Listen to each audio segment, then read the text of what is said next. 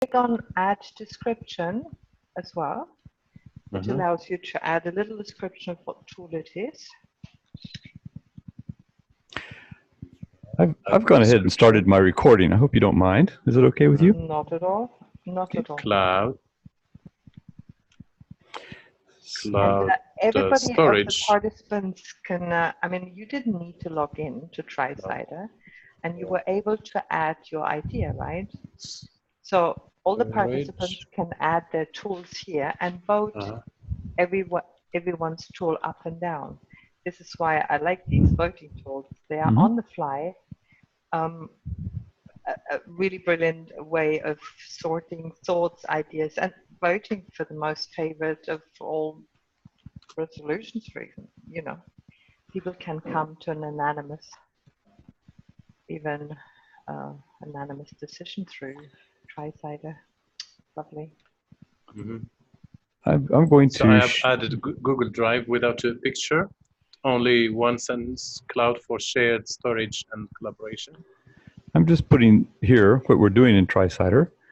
So we're exploring this tool. Mbarek is adding, what we're doing is we're adding tools that we use to collaborate.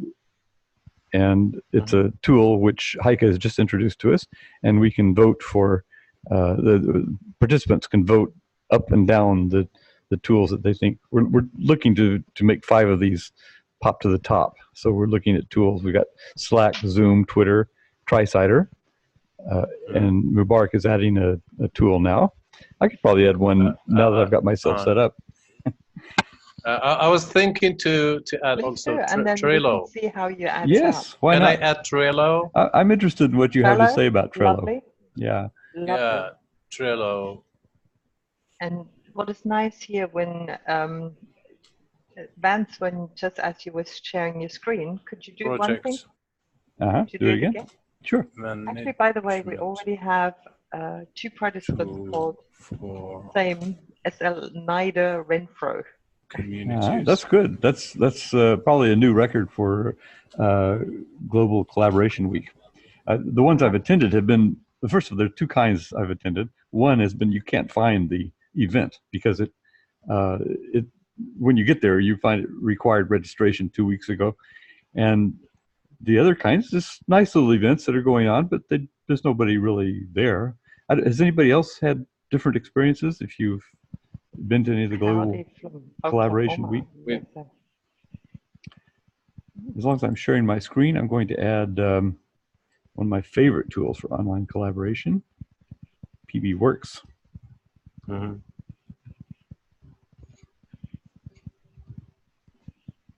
Okay, add a description.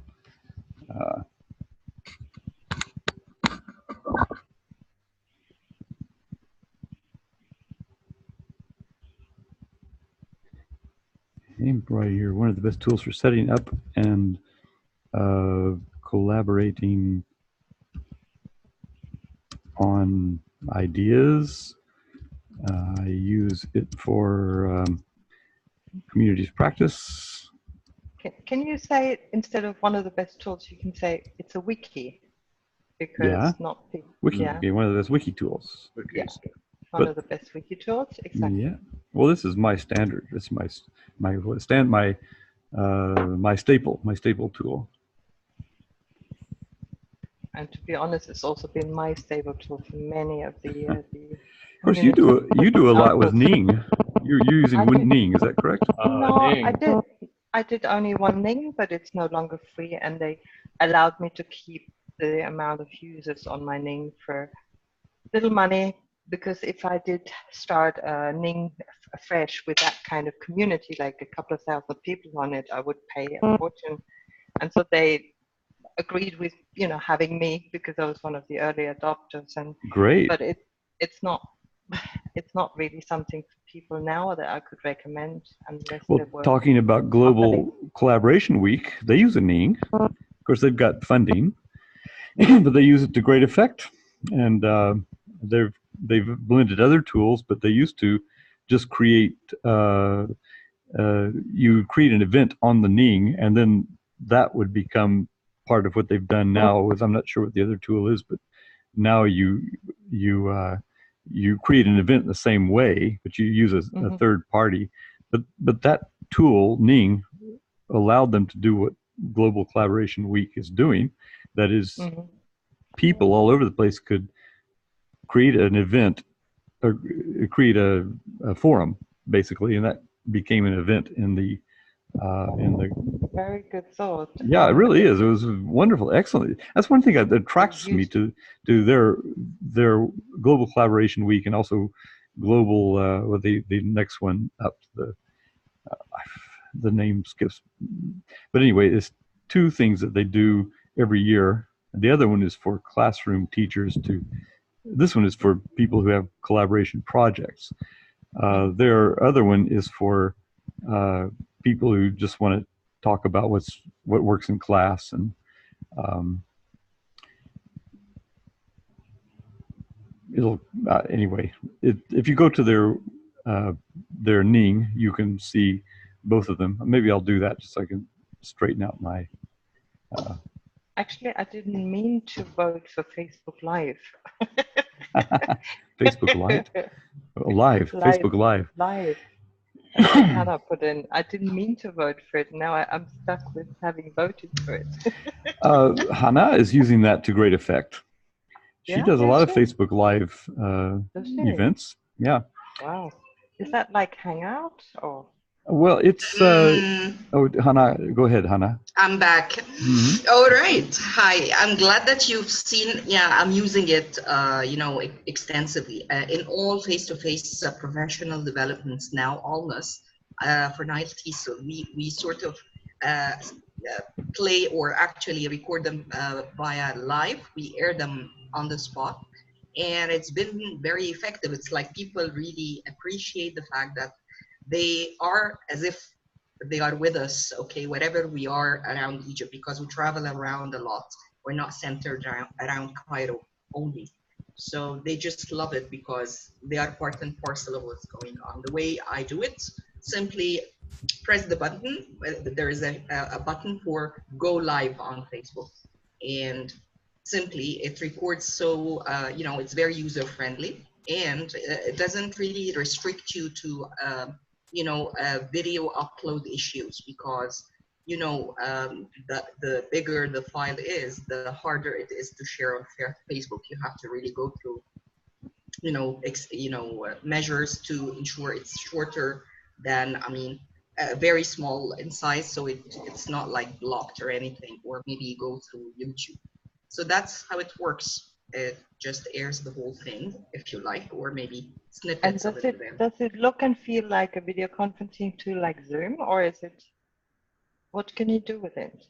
What I can do with it, it's simply like I can, I sometimes really interact with the face-to-face presenters, all right, and that creates a discussion that other people who are joining the live stream.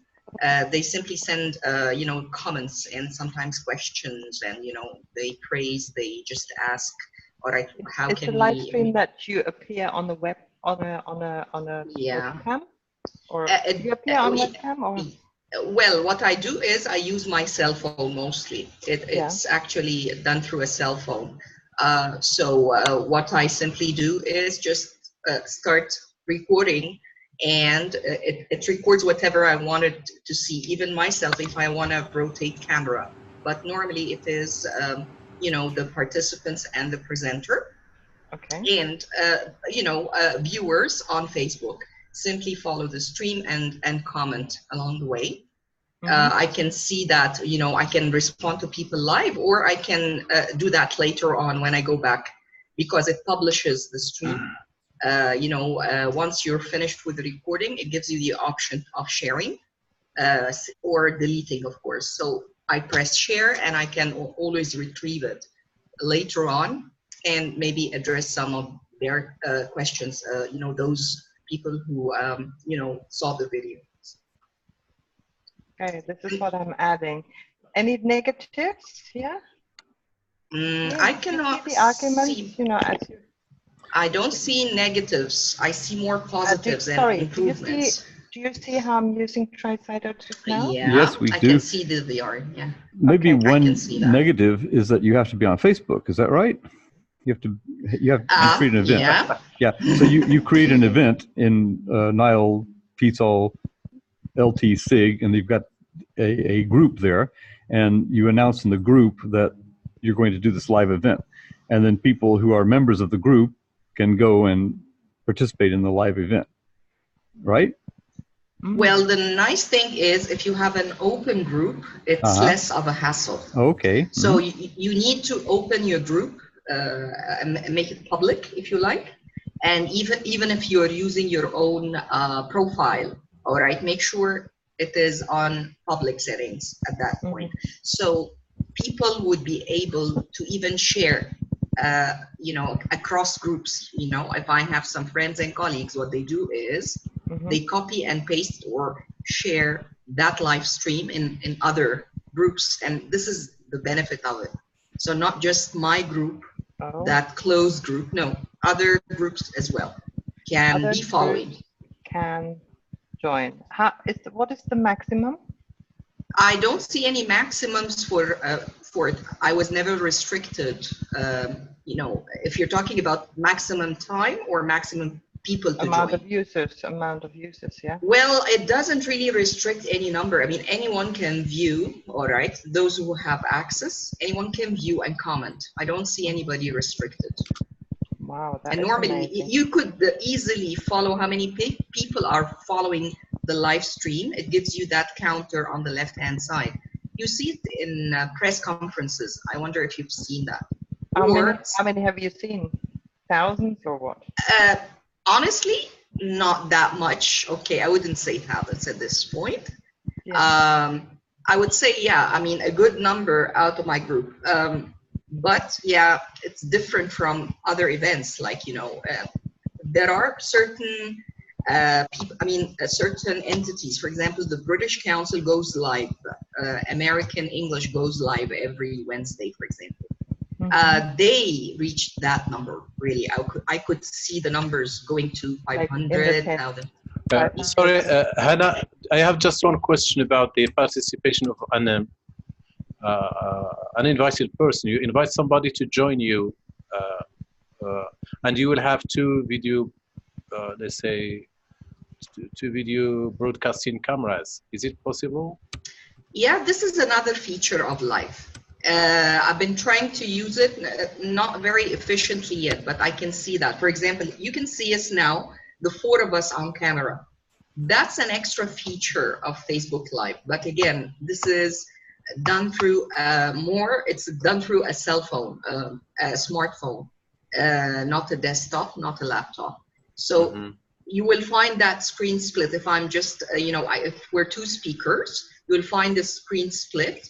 All right. Yeah. So I'll be on maybe the right-hand side, and let's say, for example, Vance would be on the left-hand side. We can have, you know, a conversation, you know, or an interview going on.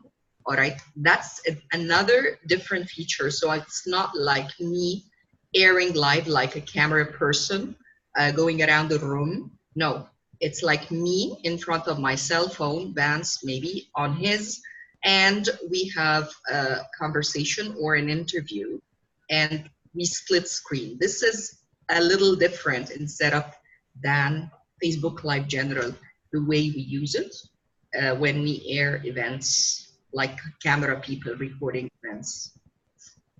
Yeah. Okay. Can I explain what I'm doing on my screen? Yeah. Yes. Okay. Sorry, I'm trying to scroll down to where I can save it. Okay, so what I've done was Carrie is speaking to us through chat here, and I just took, this is the Learning Together event that we put together. If I go to next upcoming events, that's what we're doing right now. We're at, you go to this tiny URL, Learning Together, or you go to learningtogether.pbworks.com and you find the next event, and here we are in the next event.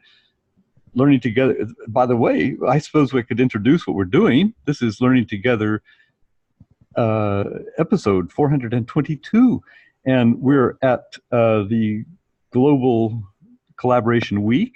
And we're also in the Day of Languages, the Heike can tell us more about that. We're also in the middle of a week of climate activism, which is taking place around the United Nations Climate Summit on September 23rd. The weekend before and after, Greta Thunberg is speaking to crowds in New York, I suppose, but there are activities going on all over the place. Anyway, that's just by introduction. And today also I have to tell you is September 26, 2019. May not be new for you, but for someone listening later, might be very important for them. Okay, so anyway, we're making a podcast. We're recording this. Carrie has joined us.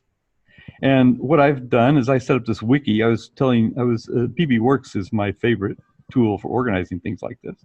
If you go to, I put a little, let's see, our topic, I guess, our goal for the event. Here we go, is our goal for the event. You click there, you find that we're trying to find the 5 top software tools out of all those suggested for connectivity.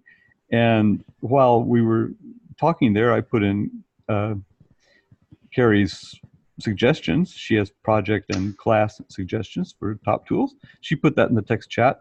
So I don't know if you can see the text chat on my screen. It's probably just getting that one window. But anyway, Carrie, I don't know if Carrie wants to talk to us and join us in our discussion, but I think we could offer her a mic if she wants to do that, a mic and a webcam. Is she restricted, or can she do that? Can she just click on the mic and webcam and unmute herself? You can click on the mic. Yeah, okay, so Carrie, if you want to join us, you're welcome to do so.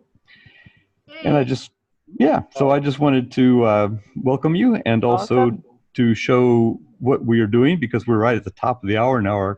Our session has in Global Collaboration Week has officially started, and we have Vance, that's me here, and Heike Philp is with us in a community which she's all over the place.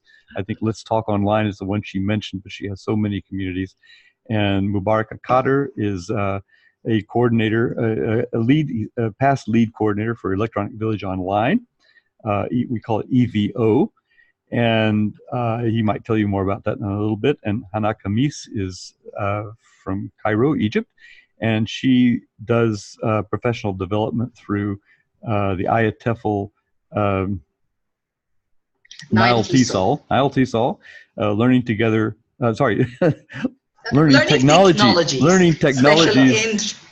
Special interest group. That's right. Hello, Vance. Hello, she does everybody. Webinars in conjunction with Learning Together. I'm helping her with Zoom. And all of these people, we're all working together. We're part of networks that just... And Carrie is also part of a network. What did she say she was doing? Let's see if I can go back up to her chat. She said she is... she's doing an asynchronous project for Global Communication Week called the Pollinator Project. And she introduced herself. She said she was, she teaches career in technology and family and consumer sciences at an inner city low SES school in Oklahoma, basically. So she's a certified executive pastry chef, which is also a very interesting sidelight. So anyway, I don't know, we're just going to talk about, ostensibly, as long as I'm sharing my screen, I guess I could put what we're going to talk about here up front on the screen. Let me just go up to it. What are we here to talk about?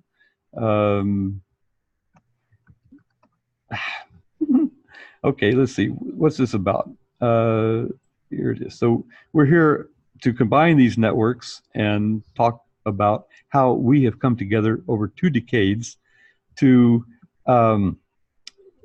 form networks, find ways of interconnecting ourselves productively, leading up to this moment 2 decades later, where things used to be controlled by Web 1, top down. People were controlling what you got on the web. We were all consumers. Now we're all creators on the web, and we are collaborators, and we are able now to have voices, just like the people out on the street who are marching against, in favor of climate change, against people who are preventing or causing damage to our environment. So that's just one example of some of the many issues that we face in the world. We're going to talk about how we can make our networks come together to address any issue that you're trying to address. I don't know, Carrie has an issue, Hanaa has her issues, Mbarek has his. So how do we do this? This is what we're doing. We're people who are in these communities, are leaders of these communities, I should say, who have are interconnecting, and we're finding ways to continue to interconnect. It's a changing playing field. It's the way we did it last year with Google Communities, let's say, it's disappeared. So we're having to find new ways. That's what we're going to talk about tonight, I believe. So I'll stop my screen share and let the conversation proceed. Anybody who wants to join in can do so. There's Carrie. Hi, Carrie. Nice to meet you. Hi. We can't hear you because you're muted. You have to unmute yourself. You're muted, yeah. Yeah, there you go. Now we got you. Okay. Hi. Uh-oh, shoot. Okay, so that's my 10-minute warning. So in 10 minutes, my class will be here, and I'll have to put it back on mute, talk to them, and then let them join in. Oh, okay. Every class. So Great. this is like a race today, with every class that's coming in the middle or leaving at the end of some kind of global session for a global collaboration week. And most of them, it's freaking them out of their minds. So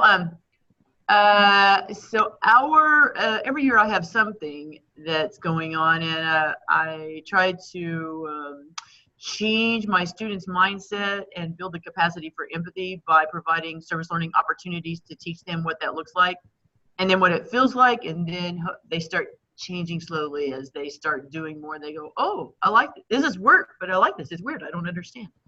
And so this year I wrote a grant for a Monarch butterfly garden, and we got it. And so they've been building this garden, and nothing like that has ever happened on this campus before. And there's a whole lot of foreclosure and paradigm shifts and all kinds of things. However, so we're doing that, but we're also having a Monarch awareness event. And for part of this grant, I needed to have a whole lot of student or young people involved, and I was trying to figure out where I could find them all because there's not enough on our campus. So I actually joined another network with the National Art Educators, even though I'm not an art teacher, but I love art, and so I'm an art teacher on the side, whether they want to accept me or not. And I posted it on their discussion board. I said, hey, I don't know if y'all know, but monarchs are on the verge of the endangered species list, and I think this is in your curriculum, talking about monarchs and such. And holy smoke, I had about 50 people that said, hey, I'm interested. Can you send me the information? And since I was dealing with a brand new network of people, I ended up making, and you know how it's really hard to explain something just in words unless you take a really long time to write words, and I don't have that kind of time. So I ended up making a lot of screencastifys, since I can get 50 of those for free as opposed to Screencast-O-Matic, which I like, but I'm like, I thought, what tool can I get proficient at or mastery at to where I can teach my students how to do it, because they're on Snapchat and all these other kinds of things all the time, but they aren't used to doing it academically. And so that's a real change for them to, like, what is academic, and to do a webcast of their cause. And then I'm also on Edmodo, so I find teachers there that I collaborate with, and most of those are from India or Greece. I don't know why that happens, but so we're working on some collaborations with them. And so I do the video screencasts to, like, convey my information, so because they're in a different time zone. So I join other networks. So to answer the question, I join other networks that are outside my time-space continuum, so that I can get a new group of people instead of just what, quote unquote, Google says that I'm interested in, because I search it all the time. So, and it's been very successful. Can I ask you, has the Climate Action Week kind of also, have you done something about it? Well, other than just working on the garden and picking up trash and things that I can access for my students to do here. Oh, and recycling. Oh, yeah, I guess we were doing all kinds of things. So I had a training on recycling and what's appropriate and what's not, and how do you make plastic and the history of it. And then we did a Walk a Clean Green Mile where they picked up trash, and then started learning how to sort, because in their neighborhood, they actually got delivered as part of the garbage program. There's a plastic rolling trash can that's green that everyone's always had, And then last year, these blue ones showed up, and they didn't even know what they were for. And so they just started, when the green one was full, they just started filling the blue one up with their trash. And so they were like, what? That's got a purpose? Even though it had paper instructions, but still, you know. So not as much. I try to, I also am teaching the Sustainable Global Goals to them so that they can, you know, that's going to be part of their world, whether anybody out there says it or not. The United Nations voted on it, so that's it, period. And so I want them to be informed and start making those connections. So on the Global Collaboration Week, they're doing a reflection reports, and they have to identify what could this global collaboration, what sustainable goal could it address? Can you find it in the targets or anything? And so they're having to dig a little deeper about what those goals are. So it's just an experiment. Did I answer your question, Maureen? Heike? There aren't any school strikes in the States, right? Is that not that I know of, but there might be. I don't know. Yeah, because it's interesting. I was at an event of the Italian School of Ministers. Oh wait, there was a walk. I'm sorry, there was a walk Friday, Saturday, Sunday, sometime in the past few days. Sorry, I forgot. Very cool. Now I was at an event in Italy organized by the Italian Ministry of Education, and they do officially, even the Italian government has issued a letter to the schools in Italy that they are allowed to strike on a Friday for this cause. And for the Italian government has just changed again. You know, they tend to change within a year, sometimes twice. And this new government has issued that decree to the schools, and the schools are all like flabbergasted, like, how do we deserve that? And so it's been supported by lots of teachers, and that is amazing. And I actually have some in my network through Emoto. Actually, I actually have some teacher friends in I forgot what part of Italy, but in Argentina. So I haven't talked to Dave. That might be why we're not talking much this week. Maybe they're just really busy. I use WhatsApp, and then we just that's the teacher text message on WhatsApp. This is what we sort of thought or come up with. Say, if somebody even on a nationwide level wanted to support this course, or as you say, Carrie, I've reached out to other online communities. What online community tools could be used in order to perhaps even communicate the fact, look, we are going in the streets on Friday afternoon at 3 o'clock. What would you use? I don't know. The kids would use Instagram. Instagram. See, look. See, yeah, we should add that one. Yeah. We can learn from the kids. How would they use this on Instagram? But how do they communicate? We're meeting on Friday, 3 o'clock. Well, as opposed to Snapchat, it supposedly disappears because they use that all the time, but I don't think they do it. They just do that to be harsh about something. So on Instagram, they use it to they're gathering followers all the time. So whether they know that they're bait or not, they're bait for whoever influences them. And then I don't know if there's any tags or hashtags or anything on Instagram, but there could be some created with maybe the global goals as a focus, or maybe pictures, since it's a very picture oriented, maybe pictures of, for instance, Instagram is like a culprit because some very beautiful natural places in the world were really beautiful, and then everybody did their Instagram photo with it, and then they did a Instagram, and then it became degraded sort of. So as far as Instagram being it's part of its own model of, it could be something like hashtag Instagram this, that people destroyed it. So okay, I'm just thinking off the cuff. So this could be an Instagram campaign to before and after, or cause and effect of, you want a beautiful picture, so then you're destroying nature. But again, it's a hashtag, right? It's a hashtag on Instagram. Yeah, that gets a group of followers. So then, in that effect, catching those followers. So you'd have the hashtag of like what you're trying to have happen, but then you'd find those hashtags that are connected to, I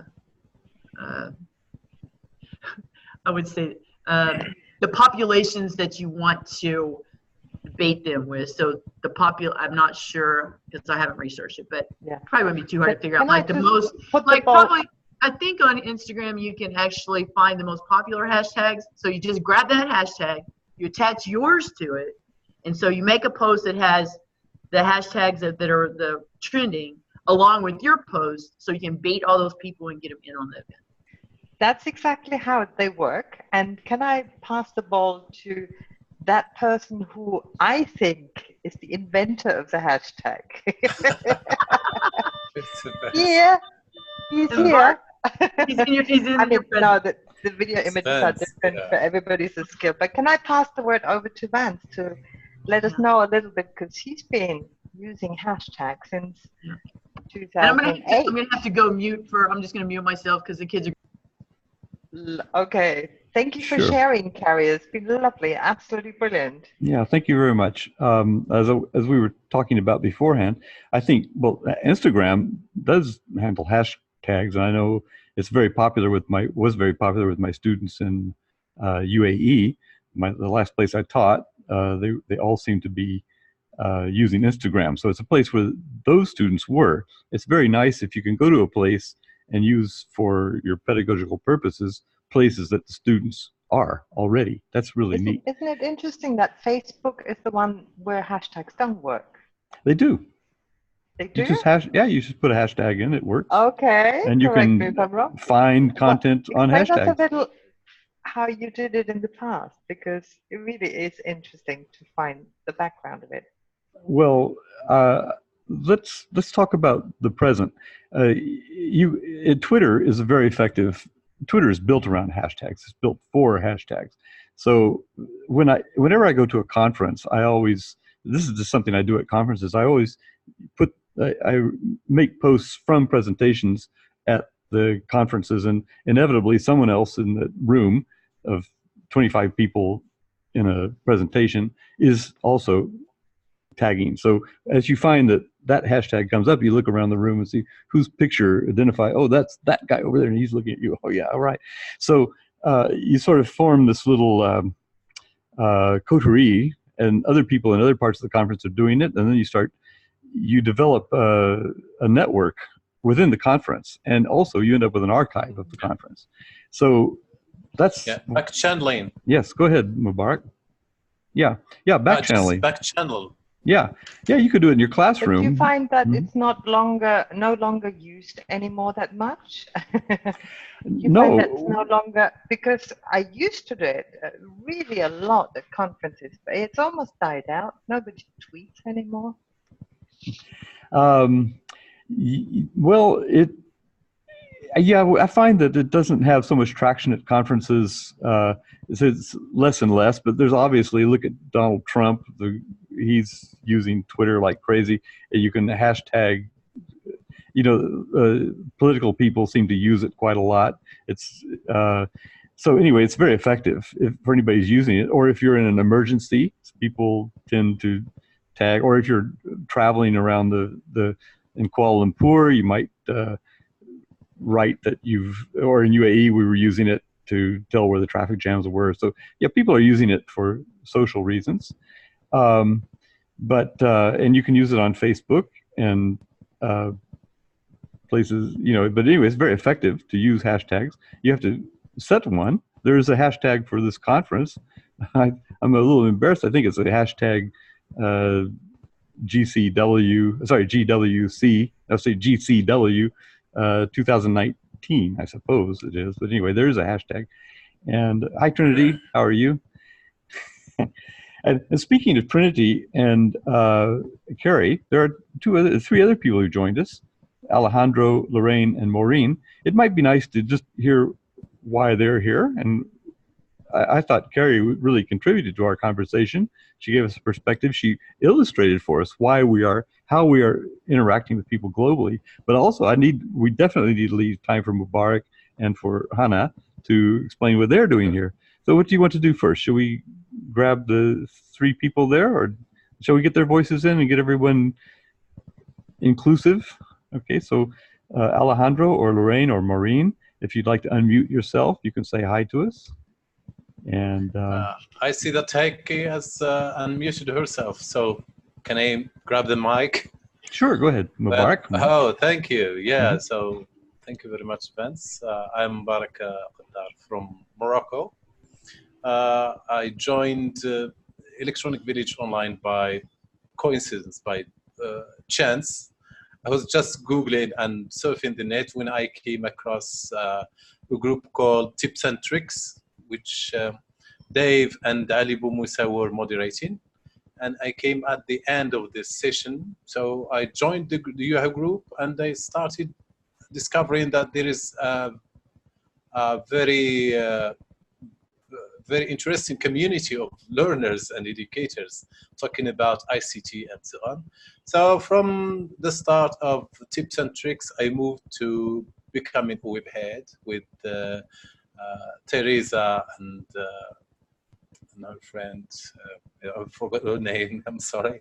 Anyways, I joined becoming a web head, and then I became a moderator with them, and I moved forward, progress until I became the lead coordinator of Electronic Village Online.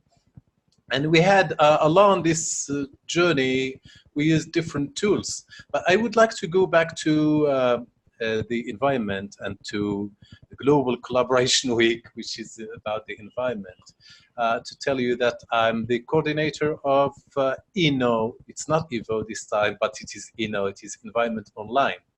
And last year, by the end of June, the beginning of June, sorry, I attended or I participated in the Student Summit for Climate, which was organized in Finland.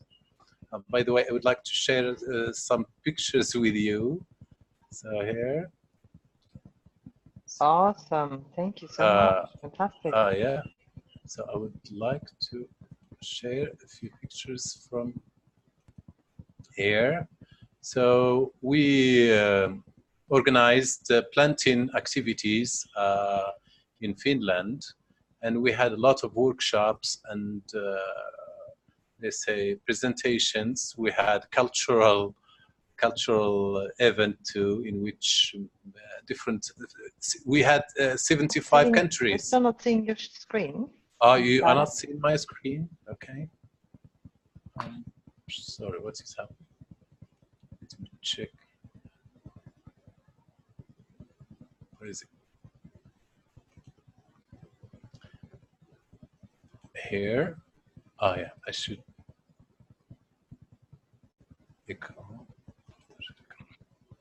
Okay now?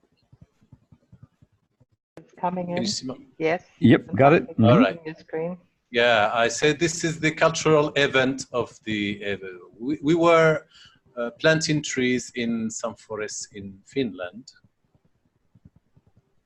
You can see this. We had different activities, especially international. I said there were 75 countries from all over the world.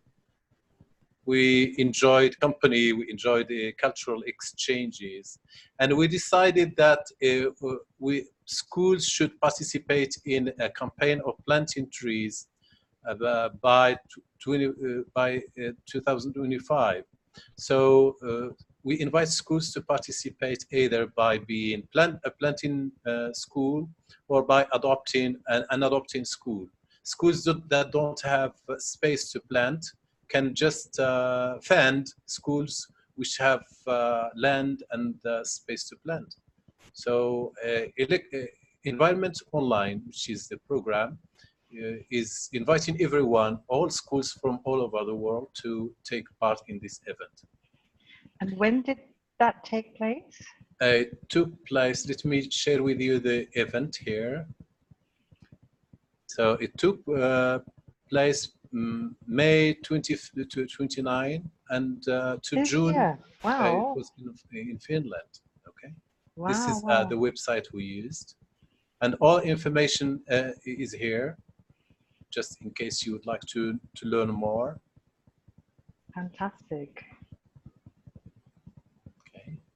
by the way, this is Google Sites, and one thing we have to consider is that Google offers NGOs a free account, NGO account, like a business account for NGOs. Okay, so this is one offer to program. You can build professional, so-called like professional websites, and you can have emails with the extension of the organization and so on. Okay. Well, I have to move to another tool quickly because I don't want to talk or to take all the time. It's about Flipgrid, which is a tool for recording videos. Just see if I can find this Flipgrid here.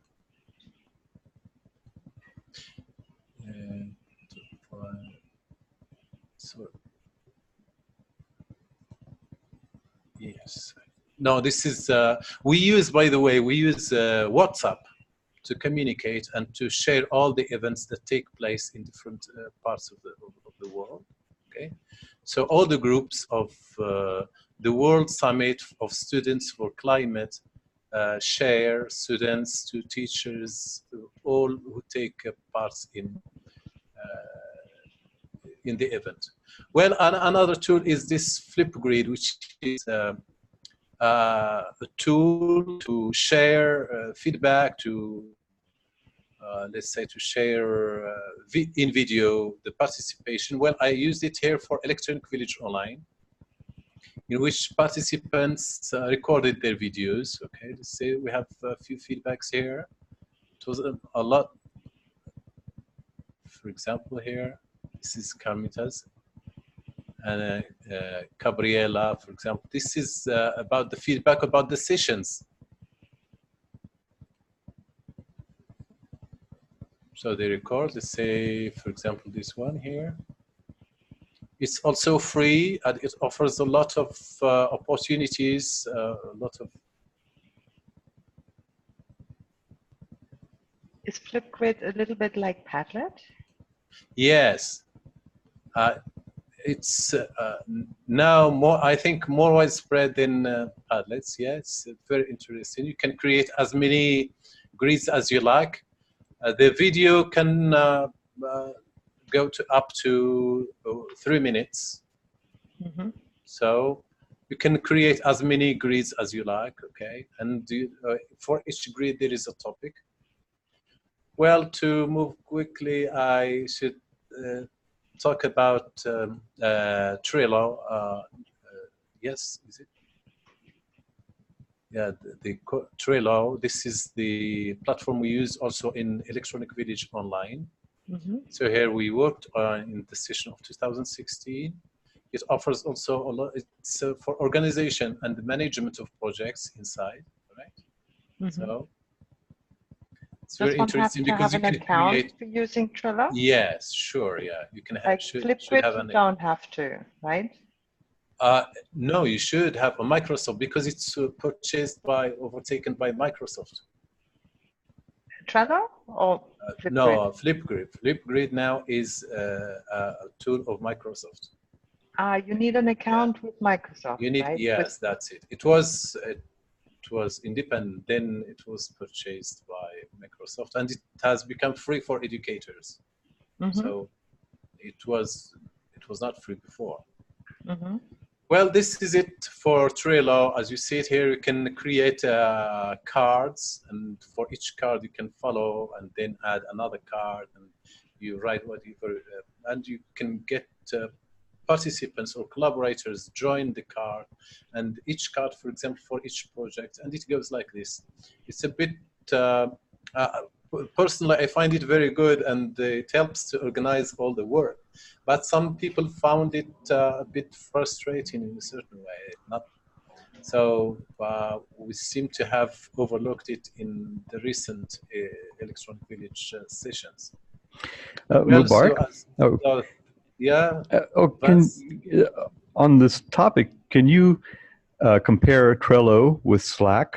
Slack is also something that tries to organize work groups.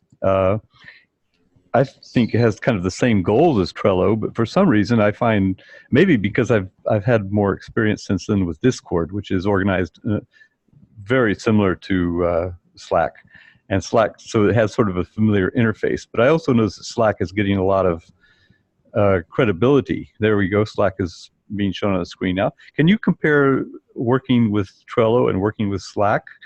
Two very good tools for networking and organizing projects. Yeah, frankly, I find Slack more user-friendly. Mm-hmm. It's like, since it offers a lot of, like Facebook, like any other social networks we work on, it's easier to communicate with people. Okay, so for example, in order to send a message, you just use the arrow. You start the letter, and then all the members of the team show up, and then you select the person you want to talk to. And here you can add as many channels. It's organized through channels, not cards. Mm-hmm. So here you create the channels. Here we work on Evo 2020. Here we have the teams, and you can invite other people by sending them the link. Of course, you should have an account. They should create an account. I personally encourage people to use Slack rather than Trello. Trello is like more professional. You need to be a bit trained so as to manage it, let's say, to master its features. But for Slack, it's user-friendly. It's like a web site in which you just move easily from channel to channel. Yeah, I found Trello to be assigning things to me, so I tended to ignore it because I didn't. Whereas with Slack, it's more interactive. Yeah, the same. Yeah, and as I say, it also looks very much like Discord, which I'm sure Heike is familiar with, and which we're using. Gamers use it to communicate in voice, but it also sets up different channels and things like that. It looks very similar. I don't know if they're the same company makes them, but it therefore provides a familiar interface. The Slack seems to be catching on. That's my impression anyway. That's true.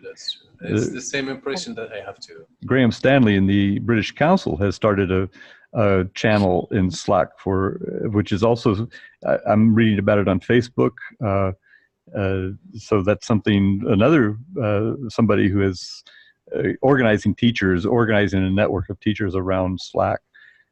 British Council, very influential. So that's worth paying attention to when Graham selects that tool. Graham works with Heike in Escape the Classroom. So they're escaping through Slack at this point. Shall we go to someone else? I don't know if Hanaa would like to say something. I noticed that Lorraine has unmuted herself. I don't know if you want to say anything. Okay. Yes, go ahead. Before we move on, I was part of the Escape the Room kind of EBO. It was led by Graham and by Heike, and I found it a lot of fun. All right, I did not really do it all, but I mean, the idea itself was real fascinating. So it's one of those gamification kind of tools, and I'm into that. So thank you, Heike, for starting that new idea.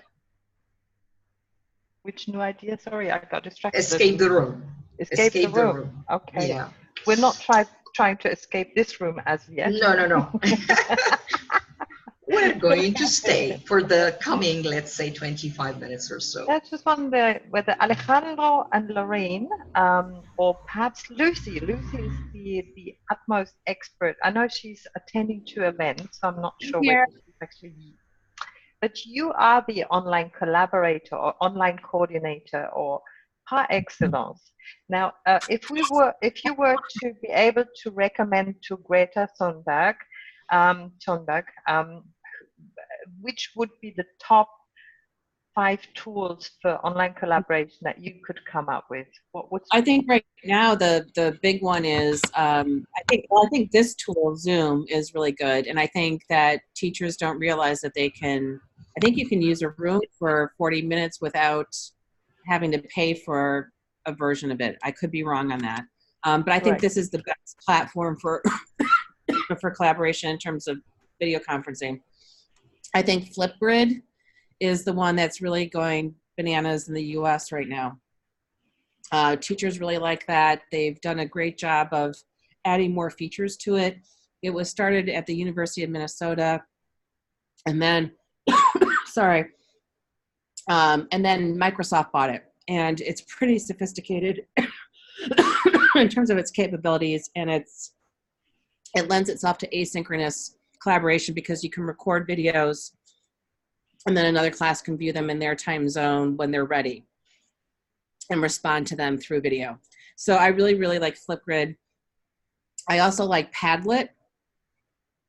Padlet's one of my favorites because it's open-ended. There's an example, let's see if I have it available right now. There's a teacher using it for Global Collaboration Week in which she's asking students to offer their world language tips. And so it's a good example to see what it looks like. Let me see if I can find it and put it in the chat. And then I'm sure Carrie would say this as well. I think having some sort of space where students can collaborate in terms of discussion board type of activities. There aren't that many options out there, but Edmodo is probably the one that's been around the longest. Carrie is an ambassador for Edmodo. I've done some work for Edmodo in the past. And that's probably, if you want kind of a closed scenario for students to work in a safe environment, I think that's a good place. You could do that with Google Classroom too, but the problem with Google Classroom is I've done some online webinars and put the materials in a Google Classroom for pre-service and in-service teachers. And the problem is if you try to join a Google Classroom with a school email address where they have not allowed you to, for you to join a Google Classroom set up outside of your school's domain, you won't be able to get in there. You'll get an error message and you'll think you'll have the wrong code. And it's not that, it's the fact that your administrator, your Google administrator at your school has not allowed it through your domain to collaborate that way. Otherwise, Google Classroom would be awesome. So you can do it with a personal Gmail address now. Mm-hmm. So if you're going to use Google Classroom, you have to tell people use a personal Gmail that's not attached to a school domain if you want to be able to get into that. Mm-hmm. I find Google Classroom to be okay. It's a little limiting. I think it's kind of basic. There's other tools too, like we're exploring a learning management system called Canvas. Mm-hmm. That's pretty popular in higher ed and in the US. And I think the interface is really fresh. We're probably going to adopt it at my school if we can get the integrations to work.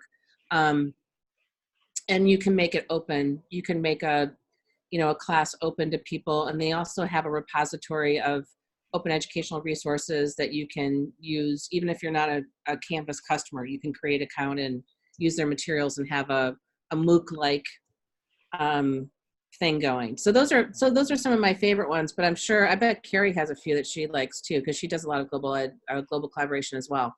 She talked to us earlier and mentioned a couple of things that she wouldn't want, so we added that already to the wiki.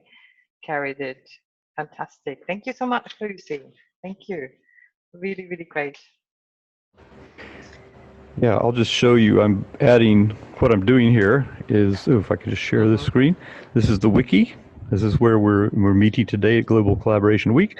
If you pop down to our table of contents and you find our goal for the event, which is to come up with these tools, I'm adding, as we go to the wiki, there's Lucy's recommendations right there: Zoom, Flipgrid, Padlet, Google Classrooms with reservations, and Canvas. Okay, so that's just what we're doing. I'm just kind of keeping track of tools that people are recommending. Okay, over to the next person. And I wanted to, if anybody else wants to share tools, I can just put sort of a little thought to it, because Lucy has been in the forefront of creating this together with Steve Hagedorn. The Global Educational Conference has been their main starting point. Is that right? And with Vance as his community, it was the Web Action First Online Conversion Conference in the beginning, and then he's now continuously done 420 events over a period of 10 years or something to that effect. Huge. So he has this ongoing conference.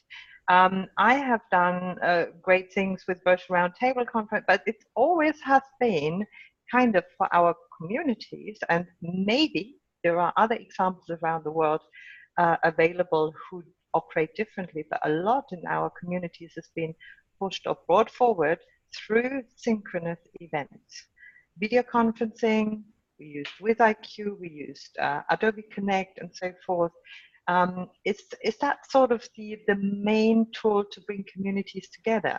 Is it like when Greta asks for people to walk the streets, join, live, synchronous? Is that when mobilizing masses, you know, bringing people together? I mean, we have not been able to mobilize masses at all in our online collaboration activities. To be honest, I've always been hugely surprised of how few people join our events, considering the fact how many could join.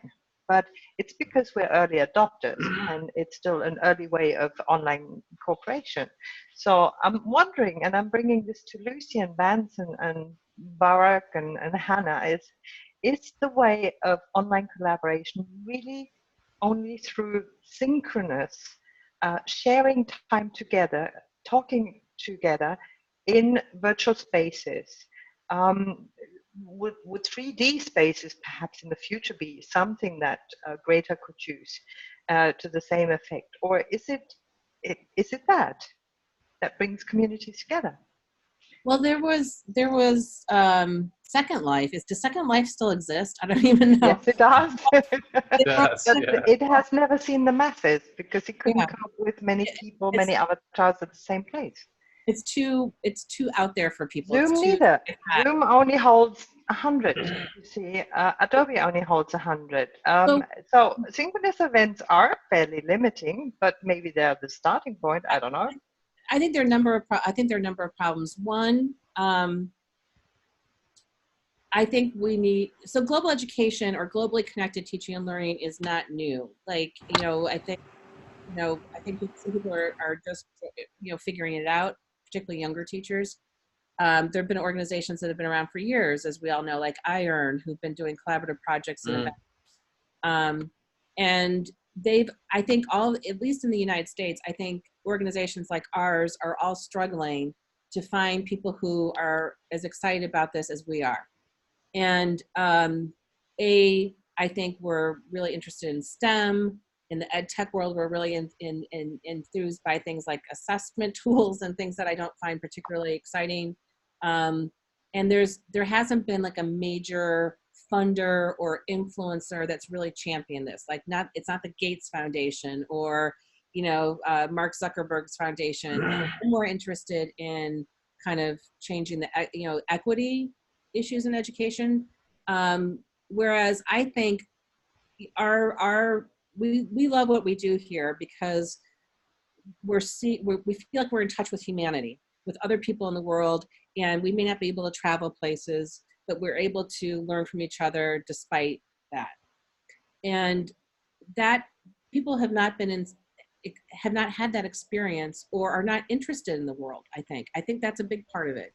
And so Global Collaboration Week was intended to provide, easy, low barrier to, entry barrier to activities so that you could find something that really excited you and inspired you to start trying this more in your classroom. That was really kind of the intent, is to have host design activities that would entice people in, and these hosts could serve as mentors and examples of what global collaboration looks like. So the other thing I will say about this is that most of you are not in the United States, and you should be grateful right now. not to be here, because it's really, the climate here is not good. And I'm sure it's not good in other parts of the world as well. There are a lot of, political things that are going on that are distressing. And I think that our kind of work is really the antidote to the things that we don't find ideal in the world right now. And I wonder if our time is coming. We know that we have to teach kids to solve problems beyond borders and set the example for them. But I also think that there's going to be some healing and some need for more global civics education, and maybe people will start finally valuing it. I don't know, but there's so much to unpack there.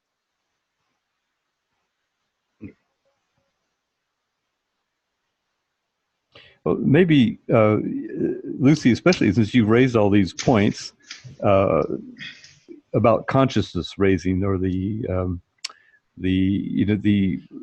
well, and you're right at with Steve, you're right at the crux of, you're really influential in networking teachers. You've got all these learning revolutions and things like that going on. There's so many umbrellas that you're working under, or maybe there's one, I'm not sure. But anyway, do you think that you're making an impact on the problems that you just raised? Sometimes no. Sometimes no. I think the wins that we have are when a teacher in rural New Mexico tells us that she could never go to a physical professional development event, and going to our virtual conference has made an impact for her. Or a win today would be the kids from Moldova who spelled out Happy Global Collaboration Week in rocks or chalk or something and sent the picture on Twitter. They're small wins of when people those are huge wins. And acknowledge the magic of collaboration. But do we think we're making a difference? No, I feel like I'm shouting into the air half the time, and I think you guys probably feel that too. I do want to emphasize that the Global Education Conference is meant to be, our network is 28,000 people almost now. And a lot of them are in-service or pre-service teachers. Half of them are from probably the US. We have a lot of colleges of education who are using our archives and our live events to inspire their teachers and for assignments. It's really interesting. I was not expecting that. But we're meant to be an umbrella. So if you have an organization or an event or something that you want to promote, you can use our hashtags. You can come in and use our discussion forums and post it in there, because I also think part of the problem is, in the US at least, teachers are really beleaguered. They are under a lot of pressure to teach in a more cookie cutter fashion. They don't have a lot of prep time. They are demoralized in some ways, not everywhere, but in a lot of places. And so global collaboration is a nice extra to them. It's not an essential. And so anyway, can I throw a stick into that discussion? Because yes, teachers are like that. What about the students? Now think of the students who at the moment, 330 million students are in Fortnite. 330 million, that's in 2 years of Fortnite having been on this planet, which is a video game, is free of charge, just to let some people know. 330 million, that's nearly the population of the United States. Oh, yes. And we are looking at our educators who are not joining us for our online collaboration. So, and maybe we are doing something wrong. And Lucy, I totally agree with you. And 110 million youngsters, kids, are in Minecraft. And Twitch is a channel that streams video games. And the so-called influencers who are getting the tens of thousands of people watching them talking about how to play a game. And we are trying to be cooperative and collaborative and change the world and try, do good as educators. And our voices are not being heard. So maybe we're doing something wrong. For me, I think the main reason is the lack of training. Teachers lack training. See, they don't know how to join communities. They don't know how to participate in events. They feel because I was involved in some local, let's say, communities, and we organized events, physical events. I discovered that the majority of them want to learn and want to attend events, but they don't know how to do that. So for me, my point of view is that it's the lack of training that hinders them, and let's say is an obstacle that we have to think how to solve it. I want to take what Mbarek is saying about training and what Lucy has said about disillusionment and resources, teachers being in this resource-deprived environment, and point to Hanaa, who is in Egypt, of which is and she's using a lot of energy to take teachers in exactly those two situations. And I don't know, Hanaa, you must be having some effect. You're certainly prolific. You're all over the place, getting people organized. And tell us a little bit about the situation in Egypt and what you're doing to network people there, and how you're networking with other people like me, for example. You've attracted me to your sessions, and I'm providing a Zoom room for you, and I'm quite happy to do it because it's such a worthy cause. But anyway, go ahead and tell us a little bit about what you're doing there in Egypt. Thank you very much, Vance. Now, as I told you earlier, yeah, we had this problem of lack of impact, and it's like small numbers join free activities. We offer them free activities and they don't show up, which was so frustrating for us. When I started to think it over, I thought, well, we need to reach out to people in the best of ways that they can identify with. Interestingly, in Egypt, Facebook is so much popular, all right, for whatever reason, especially after 2011, it's been intensively used in various ways. So we just thought, why not? Okay, maybe we can turn it around and make it a professional tool. And the nice thing is, the more Facebook adds, to its features, the better things have become on the ground. How so? For example, we started creating groups and people would subscribe. We had closed groups and then turned them into public groups. And they started, these groups to attract people. They started to wonder who we are and would like to join us and would ask questions. First, we started by sharing videos, pre-recorded videos and uploading them. People would just ask, for training and coming over and make a comment here and there. Later, with Facebook Live and how efficient it's become very accessible, to the point like it gives us access minute by minute to professional development events that we don't really provide in one place. Like, it used to be centralized around Cairo. Now we're going all over Egypt, so Upper Egypt, Lower Egypt, here and there. And it's worked. I mean, these points, which are not too many, I mean, since I started, it's like almost 9 events, all right, face-to-face. And you can just add to it some of those events we worked on virtually, 6 events so far, or maybe 7. So the point is, when people join and they share the word, we've increased the numbers. And that's the nice thing. I started getting like 100+ people in face-to-face events.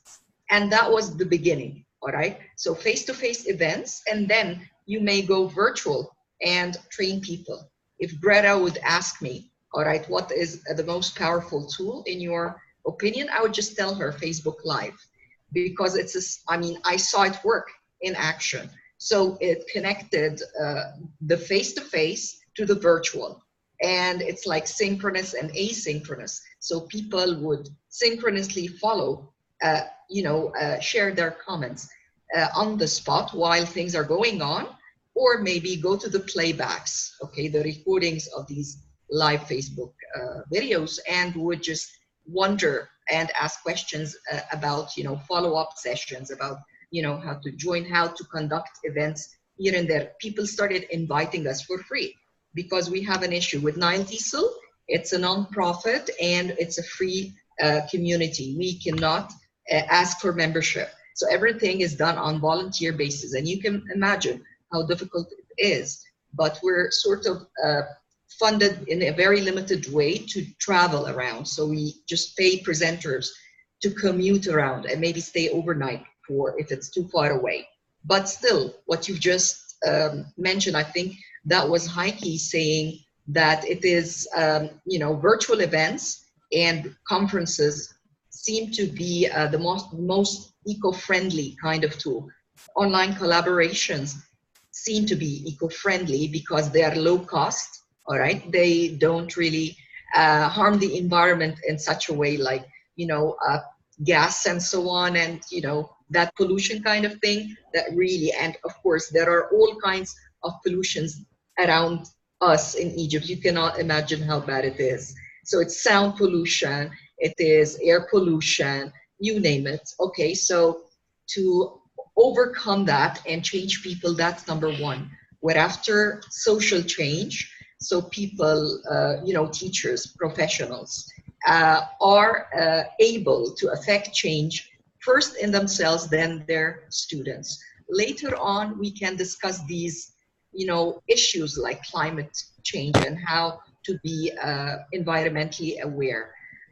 There are those groups around Egypt that work on environmental change and climate change and saving animals and, you know, saving, you know, us as human beings. However, they're very few in numbers, and we don't have strikes for climate change around Egypt. You will hardly hear about that at the moment, although there are projects like recycling, although there are projects for, like, you know, you go to, for example, the American University in Cairo, they have this, okay, the recycle bins kind of culture, so smoking kind of culture. It's one of, I would say, maybe the most exclusive community in Egypt where there is no smoking at all on campus policy.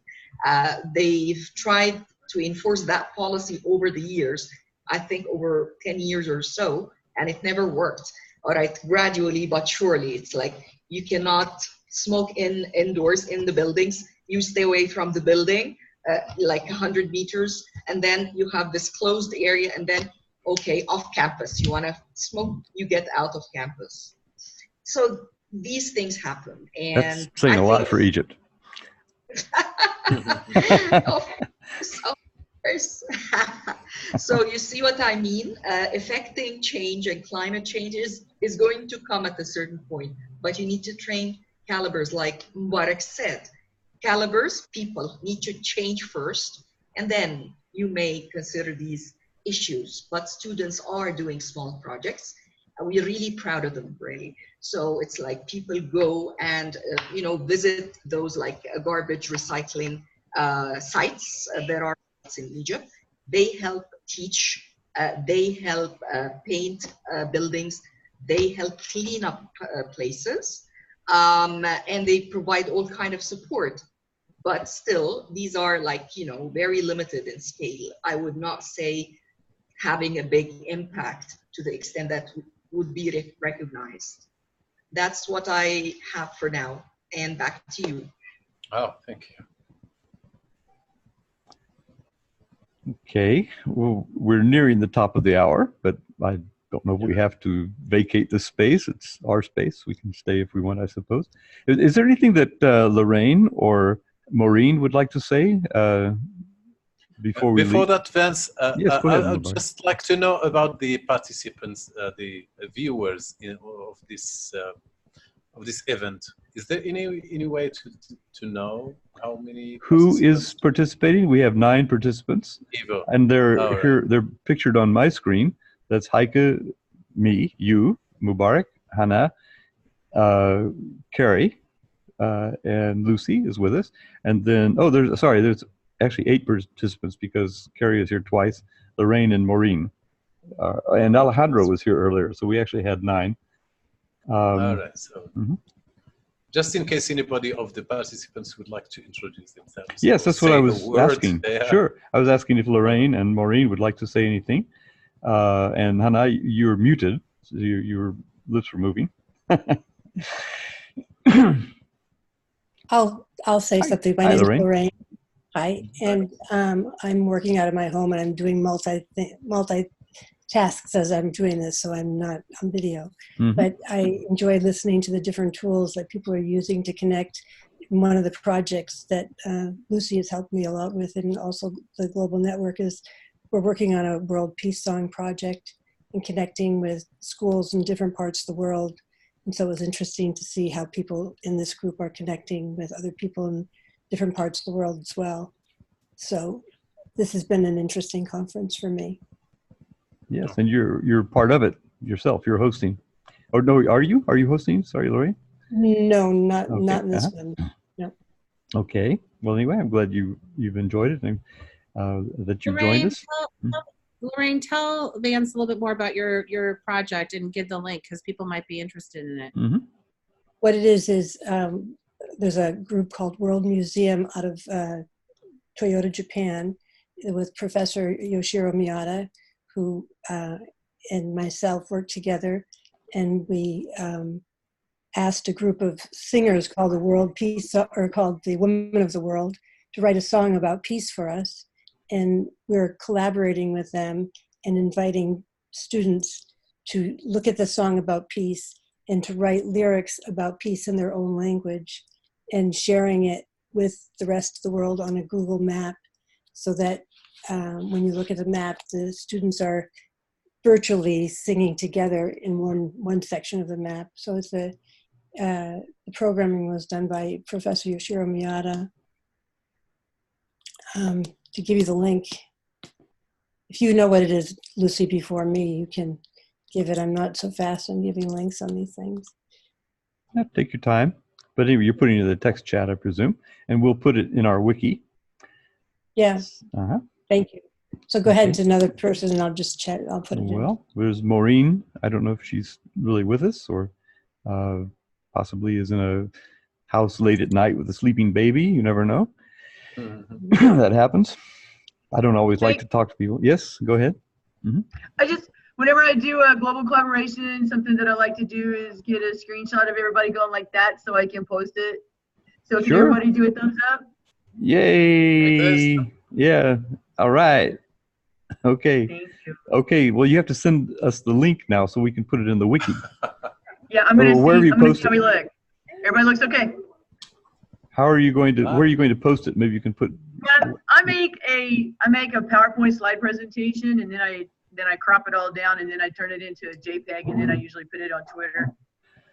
So okay. Later today, if you'll put your Twitter there's Lorraine's, but if there's like a group, if there's a group thingy Twitter, then because I have class, of course, so I'll crop it down, and I'll put a little thing on there that says where I was and who I was with doing a global collaboration, and then I can at you. Global, no, it's not Global Ed. That was the other Global Education, the Global Educators Conference. Is that the other event that you run, Lucy? What's it called exactly? Sorry, I had to unmute. So Global Education Conference is our November event that takes place during International Education Week, and it's more of a traditional conference. We provide the platform, which is an older version of Blackboard Collaborate, and people propose sessions that relate to various strands. So that's going on right now. We've got maybe 15 proposals accepted. We're about to announce a bunch of keynotes. And once this week is over, we'll start gearing up for November. We're always looking for people to volunteer to moderate sessions. So that's a really great way to also connect with more educators. If you can volunteer and moderate a few sessions, then you'll meet lots of people. Yeah. Yeah, that's coming up in November. Yeah, we were talking about that just before you arrived. It's an event that you organize in a similar way to this one. The presenters present themselves, and then they're accepted to present, and it's organized in a similar way to this conference. Carrie? Oh, sorry. Collaboration Week is more about people choosing their own or designing their own activity and hosting it themselves, and then we collate them. It's more, and it's a little confusing to people because they're not sure what the difference is. It's hosts who do their own thing on their own platform and take ownership over it and demonstrate what it's like to collaborate and invite, you know, newbies in. And the conference is more of a traditional conference where we provide the platform and we provide the schedule and that sort of thing. I'm looking for the hashtag for this conference. What is the hashtag exactly? We use it for everything. We use Global Ed 19 for everything. Every year it changes by year. Don't you have one for this conference? The collaboration conference? Global Ed 19. We use the same thing, Global Ed 19. Okay, so Global Ed 19. So Carrie can tag Global Ed 19 and we'll find that thumbs up picture that we put there. All right. Another example of tagging. What happened to Heike? Yeah. Heike, she signed off. Okay. Oh, really? That's good. Okay, I think she made me host. That's why I'm recording. I'm able to record. Okay, so should we call it a night, or is there anything else that somebody would like to say? It's a real pleasure to be with you, and I really wasn't really sure what that climate, change topic would take us. But I think it's taken me. Now I'm seriously considering creating a cultural exchange with a conversation class that I'm teaching. I mean, I started the very first class this morning. And I think that would be a great idea if I can communicate with anyone in this room, so I can plug in my class, my students to yours, and they would have this exchange, raising awareness of, global issues and climate issues and the rest of it. So that is something I would like to start very soon. If anyone would like to tell me about it, I'm going to type up my email here, just so you can contact me. Okay. And of course, I mean, I'm just fascinated about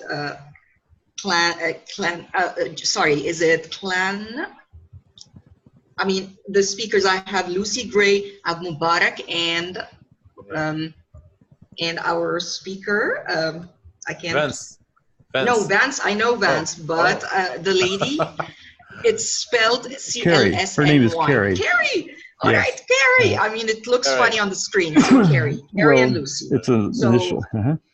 So Mbarek, Carrie, and Lucy, if you are interested in students in Egypt talking about, issues of raising awareness to the environment and the world, so please contact me.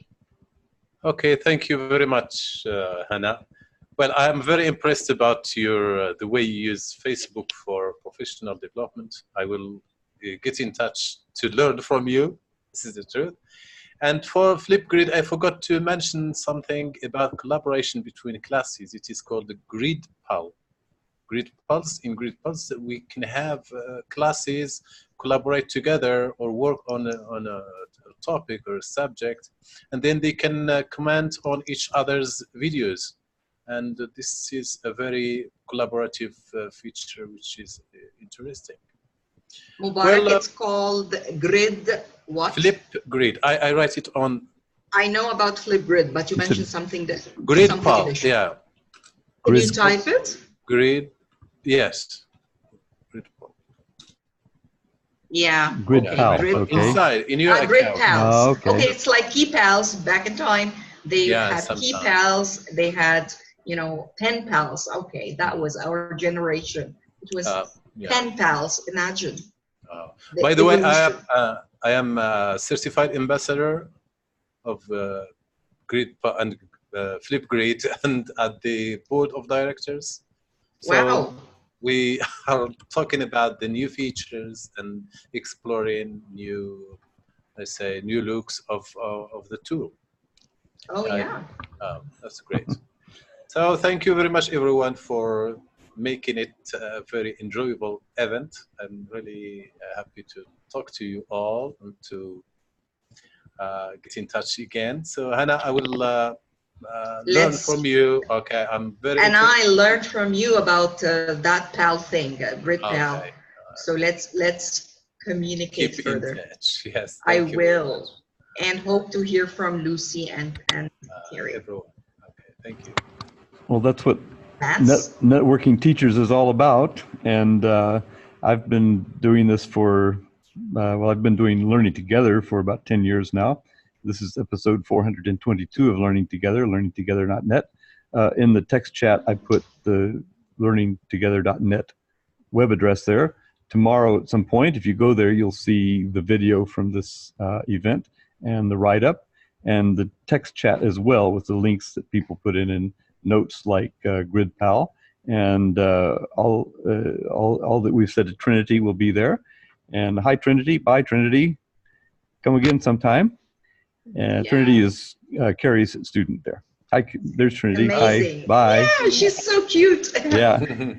Okay, Trinity. so anyway, yeah, so, and this is September 27th, 2019. I always like to say that in my podcasts. And we're taking part in the Global Collaboration Week, which is put on by Lucy, our friend here, and Steve Harganon.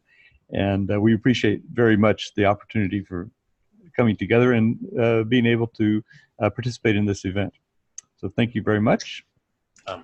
Thank you, and thanks for the kind invitation, Okay. Lucy and Vance. All and right. Of course.